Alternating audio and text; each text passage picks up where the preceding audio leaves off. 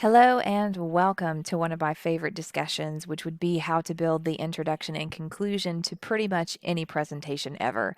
The reason that this particular lecture is so important is that there are certain standardized elements to presentations that have been time proven to be effective, informational, captivating, and pretty much just useful. So this is going to be a video that you can apply to any presentation you give at any time. Of course, certain elements of it would need to be adapted and updated to fit the nature of what you're attempting to communicate. But overall, this particular lecture will be something you can apply in any class that ever requires you to give a presentation. So let's jump in. When it comes to introductions, they first and should always begin with an attention grabber. Think of this as the exclamation point at the beginning of your presentation that makes the rest of us really want to dive in and listen to you. Because one of the things that a lot of novice or learning presenters tend to forget is that not everyone is interested in what you are. Whenever I teach a regular class of, let's say, 20 or 25 students live, everybody is required to have a different topic because I don't want to hear similar speeches. But here's the question. If you're the only person out of 25 that intentionally picked a certain topic, how do you captivate the other 24? Because we're not going to be all interested in what you are interested in. So the way that you do that is by having a relevant, useful attention grabber. And an attention grabber is exactly what it sounds like. It's something that brings your audience in at the beginning of their presentation.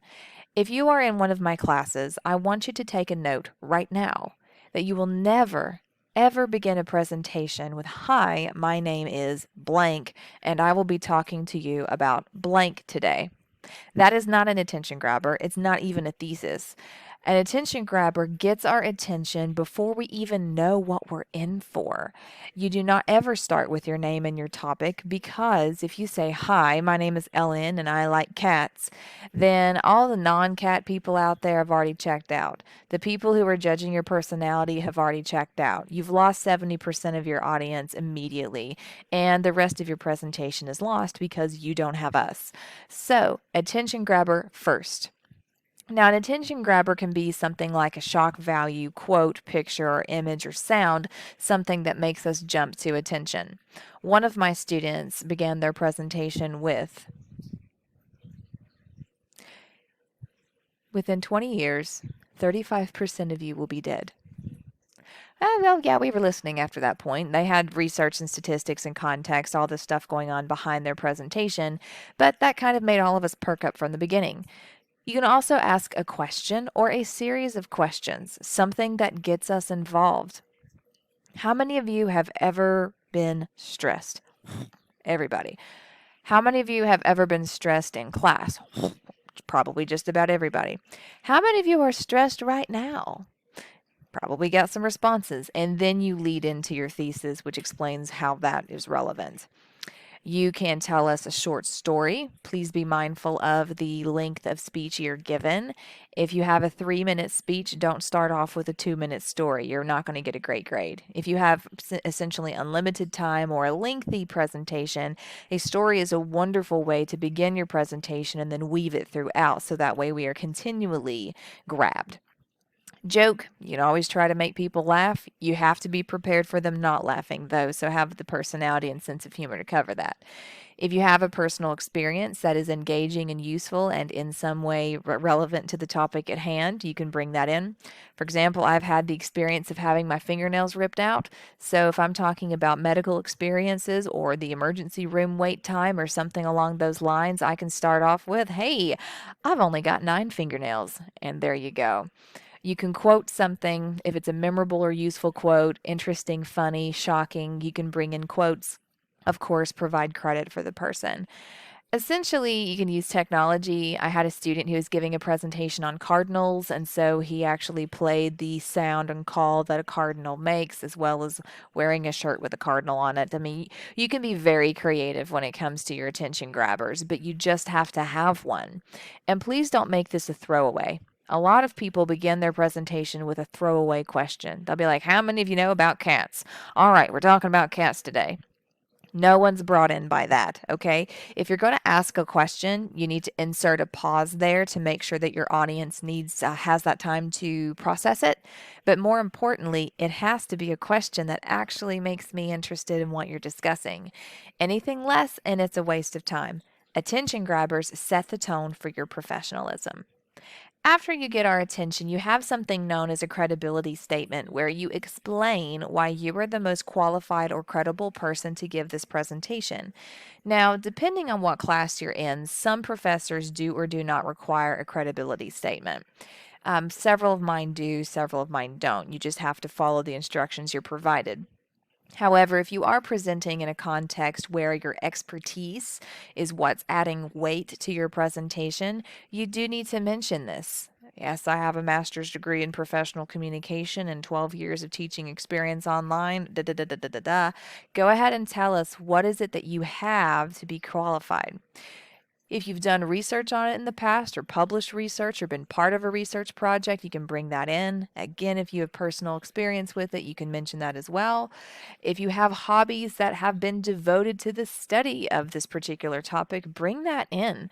If you're going to give a presentation on Final Fantasy VII and you've played that game for the last 14 years and you have rooms in your house dedicated to that game, tell me. I'll probably trust you. The point of a credibility statement is to get your audience to realize that you're the best person to hear this from. A way to introduce that credibility statement is to say something like, due to my lengthy and accomplished background in, or since I have spent 7 years playing this game, I think since I have majored in this topic and received X, Y, and Z awards. Whatever it is, tell me why you're worth listening to. Then we have our thesis. If you watched my video on organizing the speech body, I briefly introduced what a thesis statement was. But to reiterate that, the thesis is the overarching theme of the presentation. It is your purpose. It is why you are here. The way I emphasize it is if your audience remembers nothing, which they should remember more than that, they should at least remember your thesis. Your thesis is why those people are in that room listening to you. So it could be, I am here to communicate the crucial vitality of public speaking. This presentation will introduce you to important concepts in the field of microbiology. By the end of this presentation, you should feel ready to take on that challenge. Whatever it is, your thesis statement needs to tell us why we're here. Otherwise, we're going to be thinking, why are we here? Think of your reason for watching this video right now. Why are you here? It could be because my teacher told me so, but if you're watching a video, I have no control over that. So, why are you here? To learn more about communication, to draft an outline accurately, to pass a certain class. Whatever it is, that's your thesis. The next element of an introduction would be the preview. And the preview is a little bit different from a thesis. This is where you mention all of your main points. Now, hit the pause button for a second mentally. You could do that literally, but then you won't hear what I have to say. But putting the pause button on in your mind, this is where my literature and language and composition students get a little bit tripped up. In most composition and literature classes, your thesis statement includes the mention of your 3 main points. In oral communication classes, we separate those components out. In oral communication, your thesis statement should be a simple statement of purpose and intent. In oral communication, what you do next is a preview of main points where then you tell us what your main points are. So your main points should not be included as part of your thesis statement. If you do that, the odds are your instructor will mark you incorrect. These are separated components in oral communication. The reason we do that is when we are reading, we can go back and reread something if it doesn't make sense. When we are listening to a speech, unless it's in video form, you do not have the ability to back it up and hear it again. So we have to break these components down into smaller elements and order them differently and putting everything in its own box so your audience's brain has a better chance of latching onto that information information and keeping it for later. So your thesis statement should be a one-sentence broad statement that overviews the entire presentation. In your preview is where you give your audience a roadmap saying, here are the destinations we are going to stop at along the way of this presentation. Generally, a preview will sound something like this. Today, I will cover this topic by discussing my first main point, my second main point, and my third main point. You would, of course, replace those with the actual main points. So my thesis might be something like, I'm here to communicate to you the crucial vitality of public speaking. Preview. Today, I will cover this topic by discussing the importance of organization, how your personality can take you very far, and then lastly, the beautiful styles of nonverbals. So again, thesis, broad, preview, focuses in and tells your audience what you're doing. Before you listen to another word I say, you need to have it in your head what the difference between a thesis and a preview is. I promise you, it makes the difference between an A and a C. So that's essentially an introduction. What you should know by now is that an introduction has an attention grabber, a credibility statement, a thesis, and a preview. Now, I will say this, I don't care what order those elements are in as long as the attention grabber comes first. Get my attention, and then the rest of your introduction can be in whatever order suits your presentation. Some people put their thesis right after the attention grabber. Some people have it attention grabber, thesis, preview, and then credibility. Some people weave their credibility in with their attention grabber. It doesn't really matter. As long as your attention grabber comes first, those other elements of your intro can be in whatever order makes you feel good. So that said, in a conclusion, you have something known as a signal and a restatement of your thesis. If it feels like I've jumped around, well, there's another video that went over what goes in between the introduction and conclusion. Your signal is your transition from your third or last main point to your conclusion, and it typically sounds like this: in conclusion. That's all it has to be. It could be to conclude, or as I wrap up my presentation today, or to finish this off. Whatever phrase is comfortable for you in your natural style of speaking, you can use, but you have to have a signal that says, hey, audience, I'm almost done. The reason you do that is inevitably your audience's attention span has drifted off into the nether regions of the world. And so what you have to do is bring them back by saying, I'm almost done.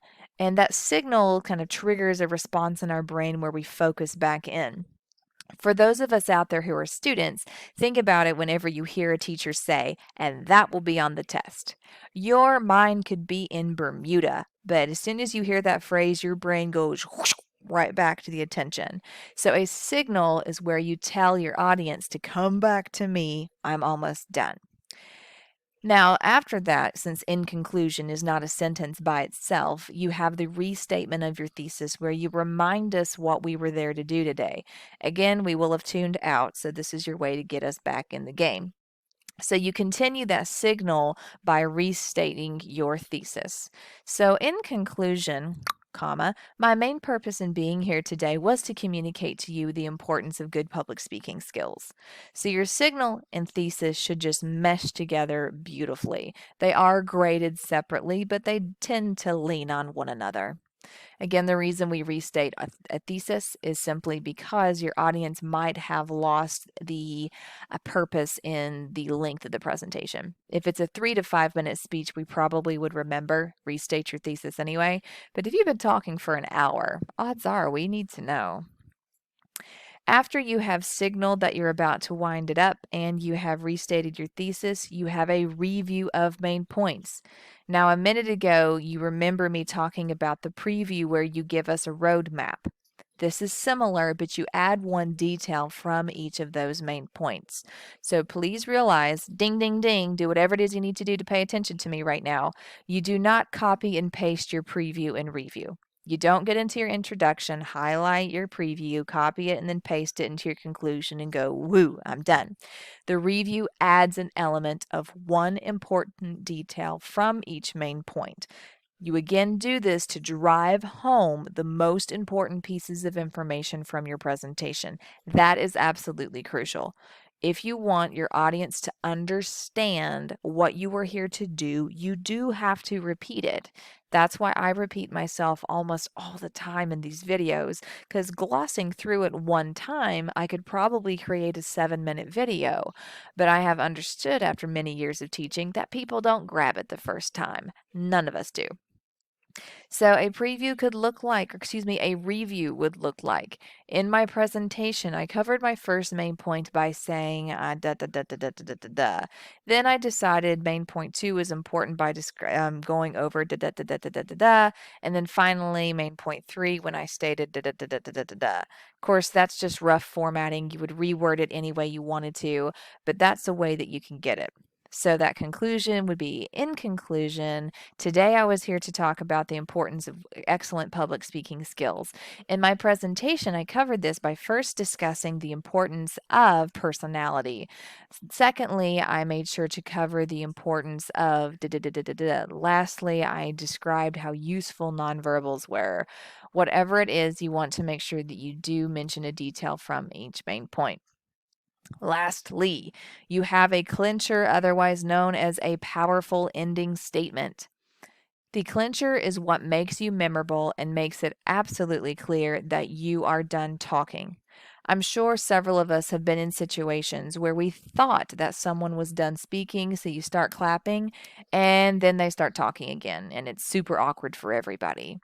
A clincher is that mic drop moment where you make it clear that you're done. A lot of times I say it should be an echo of your attention grabber.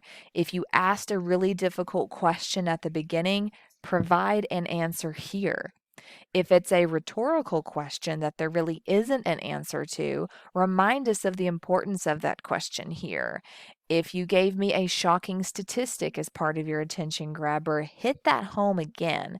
If you started a story, then finish it here, whatever it might be. You want to make sure that you have it obvious that you are done. Your nonverbal should indicate this. Your tone of voice should indicate it. Your body language is communicating that you're done. There should be a change in your body, tone of voice, and wording that says, I'm done. The examples that have been provided for you will help that if you're in one of my classes. One of the things you can do if you are in giving a persuasive presentation is you do something known as a call to action. This is when you give your audience a small, measurable task to complete.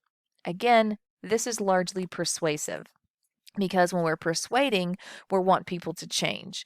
In order for people to change, they need to do something. In order for them to do something, you give them the action they need to complete. If it's an informative or descriptive presentation or something where change isn't as much the purpose there, then you do have to have that ending quote, statistic, question, story, or reminder, that again, that echo from the beginning that brings it together and wraps it up. We have the best TV shows and movies and books are the ones where you read that last word or see that last scene and it's just boom, clearly over. So look up some interesting comedians and presenters and see how they wrap up their presentation so that you have some models to look at. For me, what I typically do is say, I hope you're doing well and that you have a good one.